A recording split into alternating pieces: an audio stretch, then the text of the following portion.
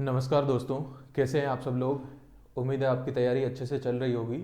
और कल हमने जो है लास्ट क्लास के अंदर चैप्टर जो है 13 और 14 पढ़ा था, 13 और 14, जिसके अंदर जो आदेश है किस तरह से अवार्ड्स और डिक्रीज जो है उनको उनका आदेश का निष्पादन किस तरीके से होता है, और चैप्टर 14 के अंदर अपील हम किस तरह से कर सकते हैं, किस तरह से जो है कोऑपरेटिव सोसाइटीज़ के लिए ट्रिब्यूनल बनाया जाता है, उसके बारे में हमने चर्चा करी थी। तो आज की क्लास में हम चैप्टर 15 और 16 को जो है कंप्लीट करेंगे कि चैप्टर 15 और 16 क्या है।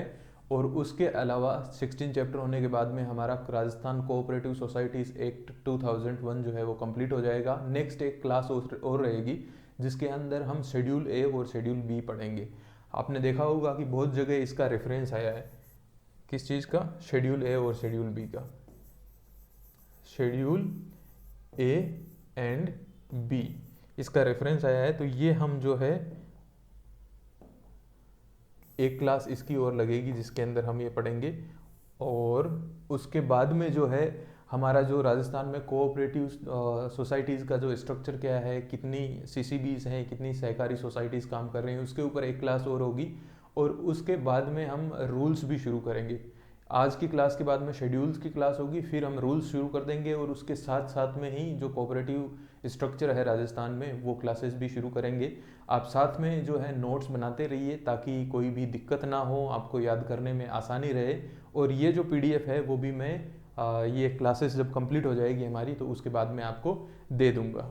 तो चलिए आज की क्लास हम शुरू करते हैं। आज हमारे पास में है चैप्टर 15 ऑफेंसेस एंड पेनल्टीज, यानी अपराध और दंड। इस राजस्थान कोऑपरेटिव सोसाइटीज़ एक्ट के तहत कौन कौन सी ऐसे कार्य हैं जिनको अपराध माना गया है, और उन कार्यों के लिए दंड क्या क्या है वो हम चैप्टर 15 के अंदर पढ़ेंगे।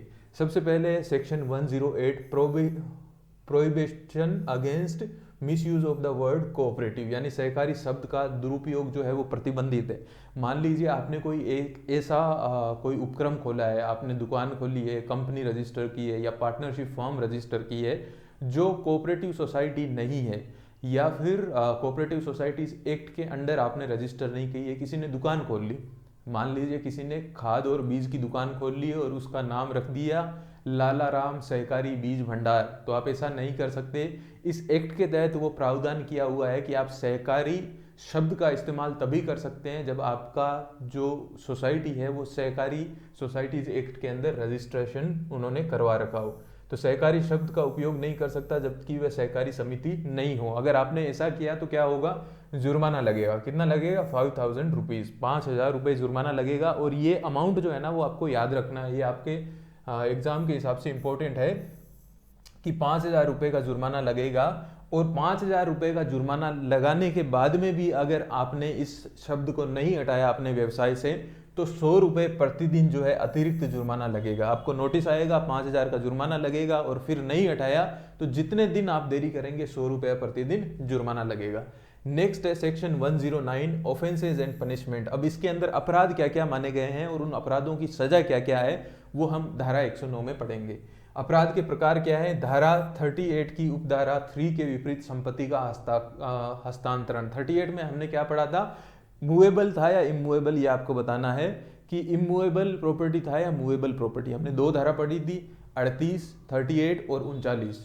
दो धारा थी 39 और 38। उसके अंदर जो है 38 में जो धारा है उसके 3 उपधारा के विपरीत अगर कोई संपत्ति का हस्तांतरण करता है तो क्या होता है? कानून का उल्लंघन करने पर 25,000 रुपये तक का जुर्माना या 6 महीने तक की जेल या फिर दोनों हो सकते हैं। अगर 38 के तहत आपका चार्ज जो है वो सहकारी सोसाइटी के नाम पर बनाया हुआ है, आपने लोन ले रखा है, और लोन लेने के बावजूद आप अगर उस प्रॉपर्टी को किसी को ट्रांसफर करते हैं तो 6 महीने की जेल या 25,000 रुपये या फिर दोनों यहाँ पर हो सकता है, दोनों की सजा यहाँ पर दी जा सकती है। नेक्स्ट है 39 की उपधारा, ये सेम वही चीज़ है। 39 के अंदर जो है इमूवेबल प्रॉपर्टीज आती है, अगर उसमें बिकान कर देता है। 39 में क्या आता है? मूवेबल प्रॉपर्टी आती है। मूवेबल प्रॉपर्टी है जैसे आपने ट्रैक्टर पर, गाय भैंसों पर, या फिर कोई भी ऐसी प्रॉपर्टी जो मूव करती है उसके अगेंस्ट में आपने लोन ले रखा है और वो लोन लेने के बाद में किसी को लगता है कि बैंक वालों को क्या पता चलेगा, इस ट्रैक्टर पर मैंने लोन ले रखा है खरीदने के लिए, तो इसको बेच देता हूँ, वो करने पर जो है उसके अंदर भी जो है यहाँ पर 6 महीने की कैद या फिर 50,000 तक का जुर्माना हो सकता है। किसी सदस्य या फिर उसका गारंटर या फिर मर्द सदस्य के कानूनी उत्तराधिकारी द्वारा अवैध संपत्ति का विक्रय, अगर उसका गारंटर बेचता है, सदस्य बेचता है या फिर कोई लीगल हेयर है, कानूनी उत्तराधिकारी है किसी मृत व्यक्ति का, और उस संपत्ति पे लोन लिया हुआ है और उसको बेच देता है, तो 6 महीने की जेल या फिर 50,000 रुपए दोनों जुर्माना दोनों हो सकता है। अब धारा 41 के तहत कटौती न करना या कटौती की गई राशि का भुगतान न करना। 41 क्या था कि कोई भी मेंबर जो है वो डायरेक्टली अपना जो एम्प्लॉयर है जहां पर वो काम करता है वहां से अपने लोन की किस्त जो है अपने वेतन में से, अपनी तनख्वाह में से कटवा सकता है। तो क्या हो गया, मान लीजिए नियोक्ता यानी एम्प्लॉयर जो सैलरी में से उसका ईएमआई काट रहा है, या फिर मैनेजर या फिर अधिकारी बिना किसी वैध कारण के कटौती न करना या कटौती की गई राशि का भुगतान न करना, या तो वो कटौती करने में विफल रहते हैं, कटौती नहीं करते हैं, या फिर कटौती कर लेते हैं लेकिन कोऑपरेटिव सोसाइटी को, सहकारी सोसाइटी को वो भुगतान नहीं करते हैं, ट्रांसफर नहीं करते हैं, तो यहाँ पर 25,000 रुपए तक का जुर्माना उनसे वसूला जा सकता है। उनसे 25,000 रुपए तक का जुर्माना जो है क्या किया जा सकता है, वसूला जा सकता है ऐसे केस में। नेक्स्ट हमारे पास में ऑफेंसेस हैं 49 के अनुसार निधियों का निवेश ना करना। धारा 49 के अंदर जो है फंड्स बनाए जाते हैं, और फंड्स जो है वो बनाए जाते हैं किसी कोऑपरेटिव सोसाइटी में, जिसमें से उसके प्रॉफिट का कुछ शेयर जो है उन फंड्स में रखा जाता है। अगर किसी सहकारी समिति के अधिकारी या फिर समिति द्वारा निधियों का सही निवेश नहीं किया गया, उसके जो फंड्स हैं उनका सही जगह पे निवेश नहीं किया गया जैसा कि इस एक्ट में बताया गया है, तो उसके लिए जो है 2,500 रुपए तक का जुर्माना उनके एम्प्लॉइज पे लगाया जा सकता है। सहकारी समिति के गठन के लिए की गई एक राशि को निर्दिष्ट बैंक में जमा नहीं करवाना। अब आप जो है सहकारी सोसाइटी का गठन करना चाहते हैं और उसके के लिए आपने मेंबर्स से पैसे लिए, क्योंकि इनिशियली मेंबर्स जो हैं वो एक तयशुदा अमाउंट है उसको कलेक्ट करते हैं, इकट्ठा करते हैं, फिर उसका रजिस्ट्रेशन होता है। आपने जो पैसे तो ले लिए, लेकिन वो जो है जिस निर्दिष्ट बैंक जो है जिस बैंक में जमा करवाना होता है, कहाँ करवा सकते हैं आप, आपको ध्यान रखना है, किसी दूसरी कोऑपरेटिव सोसाइटी या फिर किसी दूसरी कोऑपरेटिव बैंक में करवा सकते हैं, सीसीबी में करवा सकते हैं, अपेक्स में करवा सकते हैं, या फाइनेंशियल बैंक या नेशनल बैंक में जो है जमा करवाया जा सकता है, जैसा कि बाईलॉज में निर्दिष्ट हो और जैसा रजिस्ट्रार के द्वारा आदेश दिया जाए। अगर वो करने पर अगर आप फेल रहते हैं तो उसके ऊपर भी जो है 2,500 रुपए तक का जुर्माना जो है यहाँ पे 2,500 का जुर्माना लिया जा सकता है, उसकी वसूली की जा सकती है। नेक्स्ट है सहकारी समिति के गठन के नाम पर धन का अनुचित प्रयोग। सहकारी समिति के गठन के नाम पर आपने सदस्यों से पैसे ले लिए और पता चला उस सहकारी जो सोसाइटी है उसको रजिस्टर नहीं करवा रहे हैं, एकत्र करके उसका कहीं और उपयोग कर रहे हैं या व्यापारिक उद्देश्य से उपयोग कर रहे हैं, आपने इकट्ठा किया और अपने निजी बिजनेस में लगा दिए, तो उसके लिए 1 वर्ष तक की कैद हो सकती है या 10,000 रुपए का जुर्माना या दोनों हो सकता है। धारा 25(1) का पालन नहीं करना, यानी सहकारी समिति या अधिकारी द्वारा निर्धारित कार्य जो है वो नहीं किया जा रहा है 25(1) के तहत, तो उन्हें यहाँ पर जो है 3 महीने की जेल या 10,000 रुपए तक का जुर्माना दिया जाएगा, उन पे लगाया जा सकता है। सरकारी अधिकारी या रजिस्ट्रार द्वारा मांगी हुई जानकारी ना देना। देखिए, मांगी हुई जानकारी के लिए लायबल कौन होता है, कौन इंसान जिम्मेदार होता है, सबसे पहले सीईओ, और अगर किसी कोऑपरेटिव सोसाइटी में सीईओ नहीं है तो वहां पर जो चेयरमैन है वो रिस्पॉन्सिबल होता है। लेकिन पता चला रजिस्ट्रार ने कोई इन्फॉर्मेशन मांगी तो वो सीईओ नहीं दे रहा है या चेयरमैन नहीं दे रहा है, या सीईओ और चेयरमैन उन्होंने अपने सबऑर्डिनेट्स जो एम्प्लॉइज जो हैं, जो वर्कर्स हैं, जैसे अभी आप जाओगे मैनेजर बनोगे तो आप वहां पर क्या बनोगे, आप वहां पर कर्मचारी बनोगे, कोई कर्मचारी या फिर सीईओ या फिर जो है चेयरमैन नहीं देता है तो उसके ऊपर 3 यहाँ पर रिकॉर्ड प्रस्तुत नहीं करना। तो ऐसे के अंदर क्या है कि आपको 3 महीने की कैद या फिर 25,000 रुपए तक का जुर्माना हो सकता है मांगी गई जानकारी न देने पर। धारा 30 या 63 के तहत संपत्ति का हस्तांतरण करना। 30 और 63 में क्या होता है ये मुझे आपको जो है मुझे बताना है कि संपत्ति का वैध हस्तांतरण नहीं कर रहे हैं, लीगल ट्रांसफर जो है वो नहीं हो रहा है, भले ही वो सोसाइटी को हो या फिर किसी पार्टी को, तो ऐसे केस में 3 महीने की कैद और 25,000 रुपए तक का जुर्माना लगाया जा सकता है। रजिस्ट्रार द्वारा मांगी गई जानकारी या दस्तावेज प्रस्तुत करने से इनकार, यहाँ पर जो है प्रस्तुत करने में विफलता है। देखिए प्रस्तुत करने में विफल हो रहे हैं, मतलब नहीं कर रहे हैं, कोई रिस्पॉन्सिबिलिटी नहीं ले रहे हैं, कोई जवाब नहीं आ रहा है, तब तो आपको क्या लगेगा, 3 महीने की कैद और 25,000 रुपए तक का जुर्माना। लेकिन आपने पता चला कि साफ मना कर दिया कि हम जो है ये रिकॉर्ड रजिस्ट्रार को नहीं देंगे, आपने मना ही कर दिया कि मैं नहीं दूंगा, तो ऐसे केस में जो है 3 महीने की कैद या फिर 10,000 रुपए तक का जुर्माना लगाया जा सकता है। नेक्स्ट है हमारे पास में गलत रिटर्न देना या गलत जानकारी प्रस्तुत करना। गलत रिटर्न भर दिया, लेखा जो का जो परीक्षण होता है, ऑडिट होता है, उसके अंदर गड़बड़ी कर दी, रिकॉर्ड्स जो है उनके साथ छेड़खानी कर दी, तो 3 महीने की कैद या 10,000 रुपए तक का जुर्माना होगा। धारा 54(2) का पालन नहीं करना, या जानकारी जो सहकारी समिति के जो सीईओ हैं उसके द्वारा आवश्यक वित्तीय जानकारी जो है वो सामान्य सभा में प्रस्तुत नहीं करना, ऑडिटर को भी नहीं देते हैं, तो ऐसे केस में उन पे 5,000 रुपए तक का जुर्माना लगेगा। धारा 60 के तहत दिए गए आदेश का पालन ना करना, अगर सहकारी समिति का अधिकारी जो है वो किसी कोर्ट के आदेश का पालन नहीं करता है तो 6 महीने की कैद या 25,000 रुपए तक का जुर्माना हो सकता है। संपत्ति का धोखाधड़ी से निपटान करना, सदस्य द्वारा सहकारी समिति के दावों से बचने के लिए संपत्ति का धोखाधड़ी से जो है हस्तांतरण करना। अगर सहकारी सोसाइटी है वो किसी संपत्ति के ऊपर दावा कर रही है किसी सदस्य की संपत्ति पे, भले ही उसने लोन लिया हो या फिर वो मेंबर हो और सोसाइटी पे कर्जा चढ़ गया हो, और कर्जा चढ़ने में जो लिमिटेड लाइबिलिटी वाले हैं वो 5x और अनलिमिटेड वाले जब तक उनको जो है उनका जो कर्जा या फिर जो लाइबिलिटी खत्म नहीं होती तब तक उसका चुकान करते हैं, लेकिन ऐसा नहीं कर रहे हैं, तो ऐसे में क्या हो सकता है, 6 महीने की कैद या 5,000 रुपए तक का जुर्माना या फिर दोनों लगाया जा सकता है।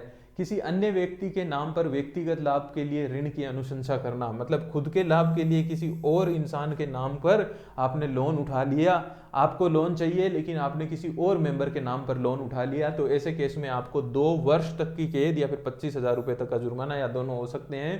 दस्तावेजों में हेर फेर या झूठी प्रविष्टियां अगर आप करते हो, ये कौन कर सकता है, ये ऑब्वियसली या तो एम्प्लॉइज कर सकते हैं या सीईओ और चेयरमैन है वो कर सकते हैं, और ऐसा पाया जाता है तो 3 वर्ष की कैद और 10,000 रुपए तक का जुर्माना हो सकता है।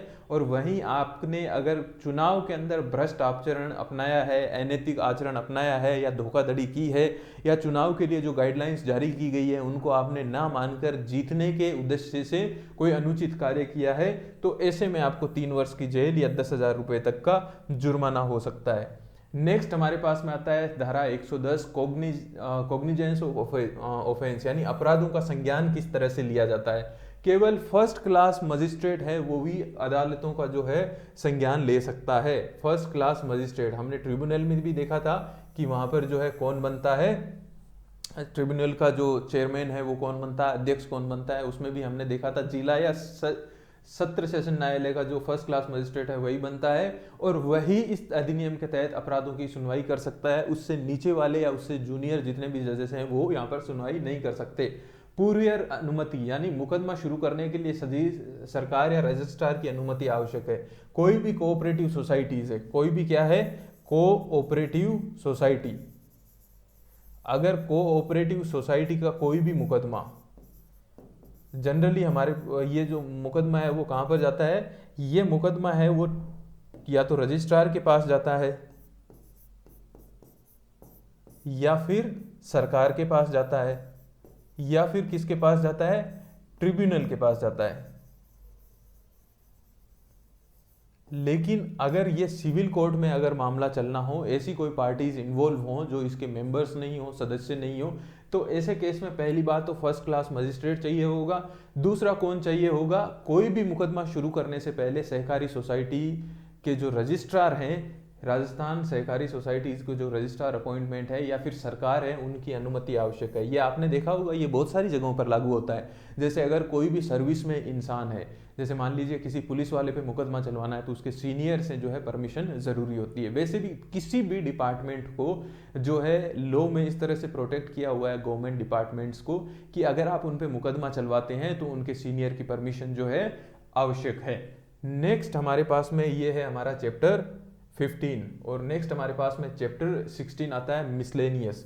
ये 117 से लेकर के 127 तक है, 111 से लेकर के 27 तक है, और इसके अंदर वो तमाम धाराएं हैं जो अभी तक हमने देखी, स्ट्रक्चर वाइज जो चीज़ें बताई हुई है हर चैप्टर में, उनमें से जो चीज़ें रह गई है वो यहाँ पर इन्होंने लागू की है।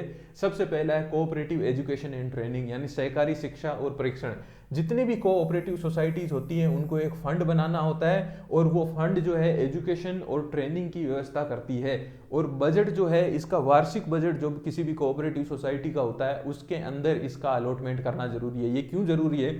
जैसे आप बैंक में जाएंगे, कोई नया सॉफ्टवेयर आ रहा है, कोई नया सिस्टम आ रहा है, कोई नया जो है अकाउंटेंसी से रिलेटेड लॉ आ रहा है, या फिर जैसे अभी जीएसटी आई है, जीएसटी से रिलेटेड, हालांकि ये एग्जेम्प्टेड है लेकिन कोई भी लॉ आ सकता है जो किसी भी सहकारी सोसाइटी के एम्प्लॉय को जो है वहाँ पर काम करने के लिए ज़रूरी हो। तो सोसाइटीज़ ये नहीं बोल सकती कि जाओ घर जाकर के अपने आप सीख के आओ। इसके लिए वहाँ पर क्या होता है, ट्रेनिंग और एजुकेशन की व्यवस्था होती है और इसके लिए उनको वार्षिक बजट में इसका प्रस्ताव करना होता है। नेक्स्ट है इंसॉल्वेंसी ऑफ मेंबर्स, यानी सदस्यों की दिवालियापन। अगर कोई कोऑपरेटिव सोसाइटी का मेंबर्स है और वो दिवालिया हो गया है, पैसा वैसा नहीं बचा, कोर्ट ने उसको दिवालिया घोषित कर दिया कि अब इसके अंदर जितने भी मांगने वाले हैं, जितने भी मांगतोड़े हैं, वो इससे पैसा नहीं ले सकते क्योंकि इसके पास पैसा है ही नहीं, वो कानूनी दिवालिया हो गया। तो यहाँ पर दिवालियापन की स्थिति में सहकारी समिति का दावा सरकारी दावों के बाद प्राथमिक होगा। जितने भी सरकारी दावे होंगे, जो भी गवर्नमेंट उससे पैसा मांग रही होगी, जो लैंड रेवेन्यू एक्ट के तहत उससे वसूल किया जाएगा, उसके बाद में दूसरा दावा होगा वो सहकारी सोसाइटी का होगा। इसके बाद में जितने भी प्राइवेट या नॉन प्राइवेट या कमर्शियल बैंक्स हैं उनके दावे होंगे, पहला गवर्नमेंट का और दूसरा कोऑपरेटिव सोसाइटी का। सेक्शन 113 यानी 113 है right of members to see books etcetera, यानी सदस्यों को ये अधिकार दिया हुआ है कि वो अपनी सोसाइटी की बुक्स जो है उनको जाकर के देख सकें। बुक्स में क्या क्या आता है, जितने भी उनके डॉक्यूमेंट्स हैं वो ऑफिस में जाकर के उनकी जो है कॉपी निकलवा सकते हैं, उनको देख सकते हैं। उनकी जो बैलेंस शीट है ईयरली, कौन सा पैसा कहाँ पर कितना खर्च हुआ है, कितना इनकम हुआ है, कितना प्रॉफिट हुआ है, ये भी सदस्य जो हैं जाकर के देख सकते हैं। कैसे देख सकते हैं? इसके लिए एक प्रारूप होता है, प्रारूप के तहत उनको जाकर के फॉर्म जमा करना होता है और फॉर्म जमा करने के बाद में इसकी कॉपी जो है वो निकाल करके दे दी जाती है। या फिर कॉपी निकाल के नहीं देने वाली स्थिति होती है तो उसके ऐसे केस में जो है मैन्युअली जाकर के वो चेक कर सकते हैं। मिनट्स क्या होता है, जितनी भी मीटिंग्स होती है, मीटिंग्स की क्या होता है, जब भी कोई गवर्नमेंट ऑफिस के अंदर मीटिंग्स होती है तो उसकी मिनट्स बनाई जाती है, उसके नोट्स की इसमें क्या बोला। जैसे हमने देखा होगा कि लोकसभा में और राज्यसभा में जब भी कोई मेंबर जो है वो भाषण देता है तो वहाँ पर आपने देखा होगा लोकसभा के जो स्पीकर हैं वो बोलते रहते हैं कि आपका ये पार्ट रिकॉर्ड में नहीं जा रहा है, ये पार्ट रिकॉर्ड में जा रहा है। मतलब वो जो जितना भी रिकॉर्ड होता है, किसने क्या बोला, किसने क्या सवाल पूछा और किसका क्या जवाब आया, ये सारे जो है उनका लेखन होता है, उनकी रिटर्न जो है कॉपीज बनाई जाती है जिसको हम कभी भी एक्सेस कर सकते हैं। वैसे ही इनकी जितनी भी मीटिंग्स होती है उनकी मिनट्स बनेगी और वो मिनट्स को कोई भी सदस्य जो है निशुल्क देख सकते हैं फॉर्म भर के, या फिर कॉपी सदस्य दस्तावेजों की कॉपी प्राप्त कर सकते हैं लेकिन इसके लिए फीस देनी होगी। अगर उन्हें देखना है तो वो निशुल्क देख सकते हैं, अगर उनको कॉपी निकलवानी है तो एक नॉमिनल फीस होगी जो उनको देनी पड़ेगी। 114 है proof of entries in cooperative societies books, यानी कोऑपरेटिव सोसाइटी की जो बुक्स हैं जिसके लेखा जोखा हैं या जो भी रिकॉर्ड्स हैं वो जो है उनको कानूनी सबूत के रूप में स्वीकार किया जाएगा। ऐसा नहीं हो सकता कि कहीं पर अगर कोई कोऑपरेटिव सोसाइटी के खिलाफ कोई मुकदमा चल रहा है या फिर इनका कोई भी विवाद होता है तो वहां पर वो अपनी बुक्स लेकर के जाते हैं और सामने वाला बोल दे कि ये बुक्स जो है इनको कोर्ट में जो है एडमिसिबल नहीं है। ये बिल्कुल एडमिसिबल मानी जाएगी, लेकिन अगर कोई त्रुटि होती है तो उसके लिए हमने पहले की धाराओं में देख लिया कि अगर कोई जानबूझ करके हेराफेरी करता है तो उसके लिए दंड क्या है। नेक्स्ट इसके बाद में हमारे पास में आता है कि पावर ऑफ सिविल कोर्ट, यानी सिविल कोर्ट की शक्तियां। ये जितने भी ट्रिब्यूनल, रजिस्ट्रार और लिक्विडेटर जो है उनको सिविल कोर्ट के बराबर अथॉरिटी प्राप्त है। सिविल कोर्ट जो ऑर्डर देता है उसके बराबर की अथॉरिटी और उसके बराबर की पावर जो है रजिस्ट्रार, लिक्विडेटर और ट्रिब्यूनल को प्राप्त है। अच्छा, इनके अंदर क्या आता है, इन पावर्स में क्या हो सकता है, ये गवाहों को बुला सकते हैं नोटिस देकर के। गवाहों से कोई भी जो गवाह या फिर जो मेंबर्स हैं जिनके खिलाफ केस चल रहा है या जो पार्टीज जिनको हम बोल सकते हैं उनको बुला सकते हैं, उनसे डॉक्यूमेंट्स मांग सकते हैं और उनको जो है ओथ दिलवा सकते हैं, किसी भी शपथ दिला सकते हैं। ये जो है सिविल कोर्ट की तरह ही। सेक्शन 116 116 में registrar and other officers to be public servant, यहाँ पर ये इंपॉर्टेंट है कि किस धारा के तहत जो है रजिस्ट्रार और अन्य जितने भी अधिकारी हैं, आप अभी जाओगे बैंक में काम करने के लिए, तो बैंक में काम करने जाओगे तो आप भी सरकारी कर्मचारी माने जाओगे। क्यों माने जाओगे? कि ये रजिस्ट्रार और अन्य अधिकारी भारतीय दंड संहिता के तहत पब्लिक सर्वेंट माने जाएंगे। आप पब्लिक सर्वेंट माने जाएंगे। ये पब्लिक सर्वेंट बनाना क्यों जरूरी है? देखिए, आपने देखा होगा ना, हॉस्पिटल्स में ज़्यादातर ये केस होता है, बैंक्स में होता है, कोई इंसान जाता है, उसका काम नहीं होता है, गुस्सा आता है तो वो जा करके किसी के ऊपर हाथापाई कर देता है, या फिर कोई किसी तरह का कुछ हो जाता है। तो ऐसे केसेस में इनको जो है यहाँ पर डिक्लेयर किया गया है कि ये पब्लिक सर्वेंट माने जाएंगे। तो इनसे रिलेटेड अगर इंडियन पिनल कोड में कोई भी धाराएं लगेगी तो कौन सी लगेगी? पब्लिक सर्वेंट वाली लगेगी। अगर आप कोई इंसान है वो जाकर के किसी पुलिस वाले को ऑन ड्यूटी मार देता है, चांटा रख देता है, वीडियोज आते रहते हैं, रील्स आती रहती है, तो उसके ऊपर पब्लिक सर्वेंट का जो रूल है इंडियन पिनल कोड में वो लगता है, वो आम नागरिक से थोड़ा भिन्न होता है। उसके अंदर जो सजाएं और ये सारे जो प्रावधान है वो भी थोड़े से कठोर हैं। तो आप भी यहाँ पर इस सेक्शन 116 के तहत पब्लिक सर्वेंट माने जाएंगे। क्या माने जाएंगे? पब्लिक सर्वेंट माने जाएंगे, सरकारी कर्मचारियों की तरह माने जाएंगे 116 के तहत। नेक्स्ट है section 117, bar of jurisdiction to the court, यानी अदालतों का क्षेत्र अधिकार बाधित। इसका मतलब क्या हुआ कि सिविल या राजस्व अदालतों को सहकारी समिति के पंजीकरण, विघटन या उससे रिलेटेड जितने भी कानून है वहां पर या वो इन्वॉल्व नहीं हो सकती है। उनका जो जुरिडिक्शन जो है अधिकार क्षेत्र, उसको यहाँ पर बाधित किया गया है। क्यों बाधित किया है? क्योंकि ये सिविल या राजस्व अदालतें हैं, इनकी ज़रूरत नहीं है, इसके लिए अलग से ट्रिब्यूनल हैं, रजिस्ट्रार हैं, तो वो यहाँ पर सिविल कोर्ट या फिर राजस्व अदालतों की तरह काम करेंगे। तो इनका अधिकार क्षेत्र यहाँ पर बाधित होता है। यहाँ पर ये पावर जो है रजिस्ट्रार और ट्रिब्यूनल को दी हुई है। सेक्शन 118 में है बार टू लीगल प्रैक्टिशनर्स, यानी वकीलों पर जो है प्रतिबंध लगाया गया है। कैसे लगाया गया है? ये वकील जो है अपील में जा सकते हैं, रिवीजन में जा सकते हैं या समीक्षा में जा सकते हैं। अपील, रिवीजन या फिर समीक्षा के अलावा किसी भी कार्रवाई में जो है वकील नहीं आ सकते। अगर दो मेंबर्स के बीच में क्लेश है, कोई दिक्कत है, तो और वो ट्रिब्यूनल में जा रहे हैं, तो ये सारी चीजें अपील, रिवीजन और रिव्यू के अलावा किसी में भी वहां पर पार्टीज के अलावा दूसरा वकील नहीं जा सकता। इसके ऊपर प्रतिबंध लगाया हुआ है। नेक्स्ट हमारे पास में है service of notice under the act, यानी अगर इस अधिनियम के तहत किसी को कोई नोटिस दिया जाता है, कोई मेंबर को दिया जाता है या फिर किसी एम्प्लॉय को दिया जाता है, या फिर मान लीजिए किसी जो मेंबर हैं वो ऋण नहीं चुका पा रहा है, तो वहां पर उसकी जो जमीन है उसको कुर्क किया जा रहा है या फिर उसको बेचा जा रहा है, तो ऐसे केस में क्या होगा? नोटिस की तामील किस तरह से की जाएगी कि ये रजिस्टर्ड पोस्ट द्वारा भेजा जा सकता है, अखबार में प्रकाशन किया जा सकता है। ये दो तरीकों से जहां पर नोटिस भेजा जाता है। पर्सनली नोटिस भी दिया जाता है, लेकिन अगर कोई इनकार कर दे, हमने पहले भी पढ़ा था, तो उसको रजिस्टर्ड पोस्ट द्वारा भेजा जाएगा। रजिस्टर्ड पोस्ट द्वारा भेजा जाएगा, उसको नोटिस डिलीवर होगा, तो आपके पास में रजिस्टर्ड पोस्ट आती है और वो डिलीवर होती है, तो क्या होता है? आपसे साइन करवाए जाते हैं कि ये नोटिस इन्हें दे दिया गया है। और जब नोटिस आप तक पहुंच गया, आपके वहां पे साइन हो गए, तो वो नोटिस आपको भेजा हुआ माना जाएगा और उस तिथि से आपको टाइम दिया जाएगा। अगर आप उस पर एक्शन नहीं लेते हैं तो यहाँ पर जो है रजिस्ट्रार और इनको जो भी है लीगल प्रोसीडिंग करने का अधिकार रहेगा। अब सेक्शन 120 है acts of cooperative societies not to be invalidated by certain defects, यानी सहकारी समिति के कार्यों की वैधता, समिति के कार्य केवल तकनीकी खामियों के आधार पर अमान्य नहीं होंगे। ऐसा नहीं है कि अगर कोई टेक्निकल एरर हो गई, कोई टाइपिंग मिस्टेक हो गई, या फिर ऑनलाइन हम कुछ कर रहे हैं, फॉर्म के अंदर कोई टाइपिंग एरर हो गई, तो उसको एक लीगल एविडेंस बना करके चैलेंज नहीं किया जा सकता कि यहाँ पर ये टेक्निकल एरर थी, इसकी मतलब टेक्निकल एरर नहीं थी, तो इसकी वजह से आपको जो है कोई भी चैलेंज नहीं कर सकता। अगर तकनीकी खामियां हैं तो उसके हिसाब से अमान्य नहीं माना जाएगा। टेक्निकल एरर को टेक्निकल एरर की तरह ही ट्रीट किया जाएगा। ठीक है। नेक्स्ट है इंडेमिनिटी, यानी क्षतिपूर्ति, सुरक्षा। रजिस्ट्रार और उसके अधीनस्थ अधिकारियों के खिलाफ कोई मुकदमा नहीं चलाया जा सकता। यदि वे गुड फेथ में कार्य कर रहे हैं।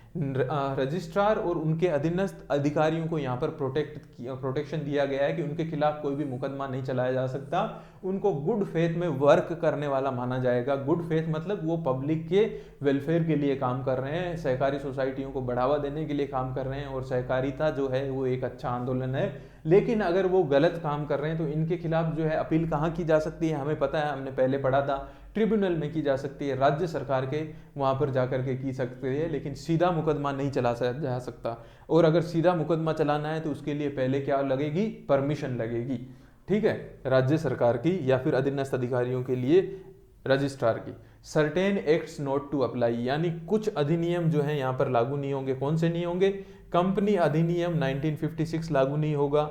एग्रीकल्चर इंडेप्टनेस एक्ट, कृषि ऋण मुक्ति अधिनियम 1957 यहाँ पर नहीं होगा। ये कानून जो है इनके ऊपर लागू नहीं होंगे। हमने बीच में कहीं पढ़ा होगा कि इन कानूनों के हिसाब से जो है ऋण की वसूली की जा सकती है, इनका मतलब उन तरीकों को यूज करके ऋण को वसूल किया जा सकता है, लेकिन ये लागू नहीं होंगे। जैसे मान लीजिए कंपनीज एक्ट है, अगर आप कोई भी एक ऐसा स्ट्रक्चर बनाते हो, कंपनी बनाते हो, एक काफी मेंबर्स को इन्वॉल्व करके, जो किसी फाइनेंशियल बेनिफिट के लिए काम कर रही है, जो आर्थिक व्यापार में काम कर रही हैं, तो इसके लिए आपको कंपनीज एक्ट के तहत रजिस्ट्रेशन करवाना होता है। लेकिन क्योंकि हमारे पास सहकारी सोसाइटी जो है वो एक दूसरे उद्देश्य से बनाई गई है और उसके लिए एक प्रॉपर एक्ट है, तो कंपनीज एक्ट यहाँ पर लागू नहीं होता इन सोसाइटियों पर। नेक्स्ट है फाइलिंग ऑफ रिटर्न्स, यानी रिटर्न को भरना। सोसाइटियां क्रियाकलापों की वार्षिक रिपोर्ट, ऑडिट रिपोर्ट, अधिशेष के व्यय की योजना, यानी जो हमारे जो प्रॉफिट आया है उसमें से खर्चा होने के बाद में जितना बचा है उसको कहाँ खर्च करने वाली है, जो संशोधनों की सूचना, बाईलॉज के अंदर संशोधन करना है, नाम को चेंज करना है, या चुनाव की सूचना, ये वित्तीय वर्ष की यानी फाइनेंशियल ईयर की समाप्ति के 6 महीनों के भीतर या जब भी मांगी जाए तब वो रजिस्ट्रार को भेजेगी। ये कंपलसरी है, 6 महीनों के भीतर तो भेजना ही है, लेकिन रजिस्ट्रार फाइनेंशियल ईयर के बीच में भी कभी भी मांग सकता है, और वो रिपोर्ट जो है उनको रजिस्ट्रार को भेजनी होगी। अगर वो रजिस्ट्रार को भेजने से मना करते हैं तो क्या होगा, फिर उनके खिलाफ जो है एक्शन लिया जा सकता है। यह है 122A के अंदर यहां पर दिया हुआ है। नेक्स्ट हमारे पास में है पावर टू मेक रूल्स, यानी नियम बनाने की शक्ति, यानी राज्य सरकार को यह पावर दिया गया है कि वो यहाँ पर जो है रूल्स बना सकती है, नियम बना सकती है जो सहकारी सोसाइटी के लिए काम करे। 124 branches etcetera of societies outside state, यानी राज्य के बाहर जो है समिति की अगर शाखाएं खोलना होगा, जैसे आपने देखा होगा अमूल जो है उसकी मल्टीपल स्टेट्स के अंदर ब्रांचेज है। अमूल भी एक कोऑपरेटिव सोसाइटी है, लेकिन उसकी ब्रांचेज जो हैं वो एक से ज़्यादा स्टेट में, ऐसे बहुत सारी है। हाँ, लिज्जत पापड़ की भी ज़्यादातर ब्रांचेस हैं। तो ये जो है अगर इस तरह से कोई कोऑपरेटिव सोसाइटीज़ है जिसको लग रहा है कि हमारा धंधा अच्छा चल रहा है और हम रजिस्टर्ड तो हम राजस्थान में हैं, लेकिन बाहर दूसरे राज्य में जाकर के भी हम जो है अपनी ब्रांचेस खोलना चाहते हैं, तो रजिस्ट्रार की अनुमति जो है वो लेनी पड़ेगी। ये खोल सकते हैं लेकिन इनको परमिशन जो है वो ज़रूरी है। नेक्स्ट है 125 power of registrar to rescind certain resolution, यानी रजिस्ट्रार की शक्ति, प्रस्ताव रद्द करने की शक्ति। मान लीजिए कोई भी प्रस्ताव जो है किसी सहकारी सोसाइटी ने अपनी जो जनरल बॉडी मीटिंग होती है उसके अंदर बुलाया, या फिर एनुअल जनरल मीटिंग के अंदर, या फिर स्पेशल रिजोल्यूशन के अंदर जो है स्पेशल मीटिंग बुलाई, उन्होंने रिजोल्यूशन पास किया, और वो रिजोल्यूशन अगर रजिस्ट्रार को लगता है कि ये सहकारी समिति के हित में नहीं है, या फिर उन्हें ऐसे लगता है कि ये सहकारिता आंदोलन के हित में नहीं है, तो ऐसे केस के अंदर रजिस्ट्रार जो है उस रिजोल्यूशन को, भले ही वो बहुमत से पास हो, बहुमत में पास होने का मतलब क्या था, हमने पहले भी देखा था कि 50% सदस्यों से ज़्यादा उसके पक्ष में वोट होने चाहिए, और 2/3 जो अवेलेबल है, 2/3 अवेलेबल और 50% total members, 50% of total members. अगर ये लोग पारित कर देते हैं किसी भी प्रस्ताव को और उसके बाद में भी रजिस्ट्रार को लगता है कि ये हित में नहीं है सोसाइटी या फिर कोऑपरेटिव मूवमेंट के, तो वो यहाँ पर उसे कैंसिल कर सकता है, रद्द कर सकता है। नेक्स्ट है 126 पावर टू रिमूव डिफिकल्टीज, कठिनाइयों को दूर करने की शक्ति। यदि इस अधिनियम को लागू करने में कोई कठिनाई होती है तो सरकार उसे दूर करने के लिए आदेश जारी कर सकती है। मान लीजिए अगर कोई कठिनाई हो रही है, ये आदेश जो है वो लागू नहीं हो रहा है, तो सरकार उसके लिए ऑर्डर दे सकती है। हालांकि राजस्थान में ये लागू है, लेकिन अगर किसी पार्ट में देख लीजिए या फिर किसी सहकारी सोसाइटी के अंदर इसको लागू नहीं किया जा रहा है तो सरकार ऑर्डर दे सकती है। नेक्स्ट है रिपील एंड सेविंग्स, निरसन और बचत। राजस्थान सहकारी अधिनियम 1965 को यहाँ पर निरस्त किया गया है। हम इसीलिए राजस्थानी सहकारी अधिनियम कौन सा पढ़ रहे हैं, 2001 पढ़ रहे हैं। जब कोई भी नया रूल जो है पूरा अपडेटेड लागू हो जाता है तो पुराना जो रूल है वो ऑटोमेटिकली वैसे तो कैंसिल हो जाता है, उसको कैंसिल मान लिया जाता है, लेकिन एक सेक्शन उसके अंदर डाला जाता है। क्योंकि देखिए इसकी प्रस्तावना में भी लिखा हुआ है हर जगह कि बाकी किसी रूल के रहते हुए भी, बाकी किसी लॉ के रहते हुए भी, for any act which is applicable on time being, ये यहाँ पर लिखा रहता है। लेकिन यहाँ पर इन्होंने 127 के अंदर ये प्रावधान किया है कि 1965 का अधिनियम जो उसको निरस्त किया गया है।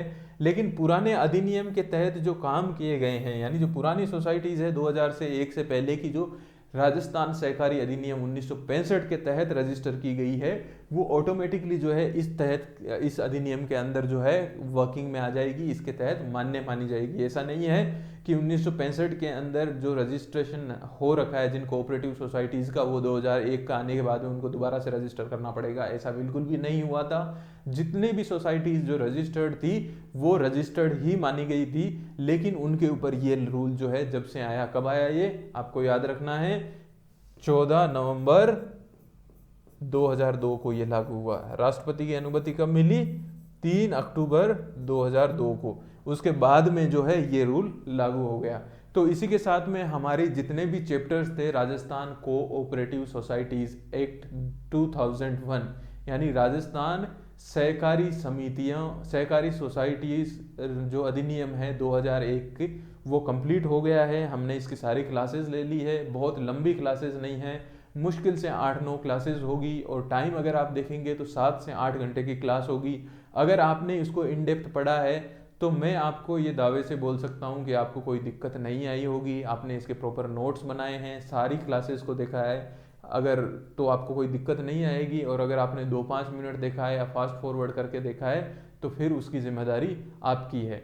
यहाँ हम ये हो गया। इसके बाद में जैसा कि मैंने शुरुआत में बताया था, हम शेड्यूल ए और बी की जो है नेक्स्ट सेशन लेंगे, नेक्स्ट क्लास लेंगे।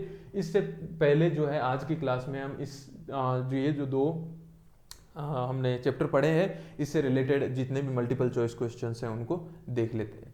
सबसे पहले किसी व्यक्ति द्वारा सहकारी शब्द का दुरुपयोग करने पर क्या होगा, 5,000 रुपये तक का उसको जुर्माना लगेगा। अगर कोई व्यक्ति धारा 38 के उपधारा 3 का उल्लंघन करता है तो क्या हो सकता है, 6 महीने की कैद या 25,000 रुपये दोनों हो सकते हैं। तो यहाँ पर करेक्ट आंसर क्या होगा, सी होगा।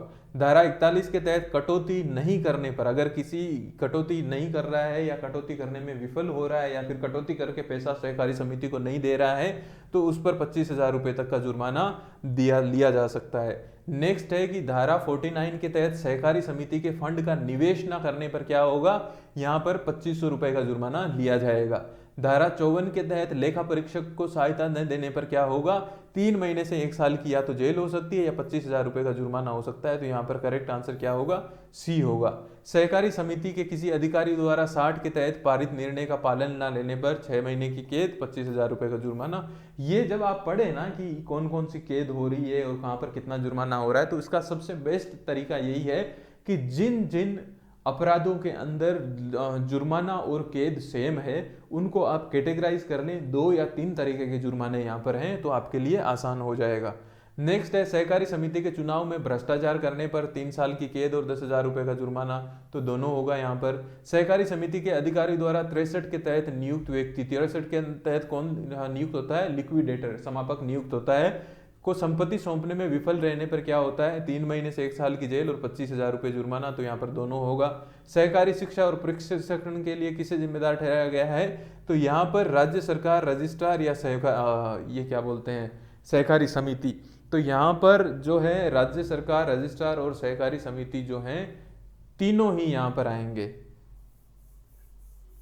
ऐसा तीनों आएंगे? नहीं, तीनों नहीं आएंगे। ये जो है आंसर गलत है। यहाँ पर जो है जिम्मेदार ठीक से ठहराया गया है सहकारी समिति को फंड जो है वो बनाना पड़ेगा और उनकी व्यवस्था करनी पड़ेगी अपने सोसाइटी के अंदर जो है ट्रेनिंग और एजुकेशन के लिए। दिवालिया सदस्यों के मामले में सहकारी समिति का दावा किसके बाद में प्राथमिकता रखता है? सरकारी दावों पर, सरकारी दावों के बाद में प्राथमिकता रखता है। सहकारी समिति के सदस्यों को कौन से दस्तावेज निःशुल्क देखना का अधिकार है? अंतिम लेखा परीक्षा के बैलेंस शीट भी देख सकता है, लाभानी खाता या फिर सदस्यता की सूची, तीनों देख सकता है। ठीक है। सहकारी समिति के बुक्स में दर्ज प्रविष्टियों को किस रूप में सबूत माना गया है? प्राथमिक सबूत। यहाँ पर जो है इनको लीगल प्राइमरी जो है एविडेंस यहाँ पर माना गया है। नेक्स्ट है, रजिस्ट्रार और अन्य अधिकारियों को किसके तहत लोक सेवक माना जाता है? तो इंडियन पिनल आईपीसी जो है उसके तहत, आईपीसी 1860 के तहत जो है यहाँ पर इनको जो है इंडियन पिनल कोड उनके तहत जो है पब्लिक सर्वेंट या लोक सेवक माना गया है। सहकारी समिति के मामलों में न्यायालयों की अधिकारिता किसके तहत वर्जित है? धारा 117 के तहत। क्यों वर्जित है? क्योंकि यहाँ पर रजिस्ट्रार और ट्रिब्यूनल दोनों काम करते हैं। सहकारी समिति के द्वारा किसी अधिनियम को अमान्य किस आधार पर नहीं माना जाएगा? यहाँ पर जो है समिति के गठन, सहकारी समिति के किसी अधिनियम को अमान्य किस आधार पर नहीं माना जाएगा? समिति के गठन में देरी या अधिकारी की अयोग्यता। यहाँ पर जो है टेक्निकल एरर आएगा, ये जो है ये ऑप्शन गलत है। आपको क्या यहाँ पर रखना है? टेक्निकल एरर, टेक्निकल एरर, तकनीकी खामी के तहत जो है अमान्य नहीं माना जाएगा। नेक्स्ट है, सहकारी समिति अधिनियम के तहत किस अधिनियम को लागू नहीं माना जाता है? कंपनी एक्ट जो है वो भी यहाँ पर लागू नहीं होता है, ये बाकी तो लागू होते हैं यहाँ पर। सहकारी समिति द्वारा वार्षिक रिटर्न कितने समय में? 6 महीने में।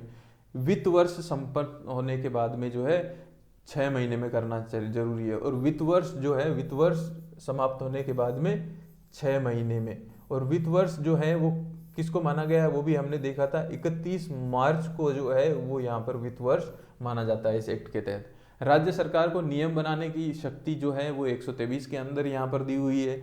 नेक्स्ट हमारे पास में है, रजिस्ट्रार को किस धारा के तहत किसी प्रस्ताव को रद्द करने की शक्ति है? धारा 125 के तहत। सहकारी समिति अधिनियम 1965 को किस धारा के तहत निरस्त किया गया है? 1965 को जो है धारा 127 के तहत निरस्त किया गया है। राज्य सरकार को किस धारा के तहत कठिनाइयां दूर करने की शक्ति है?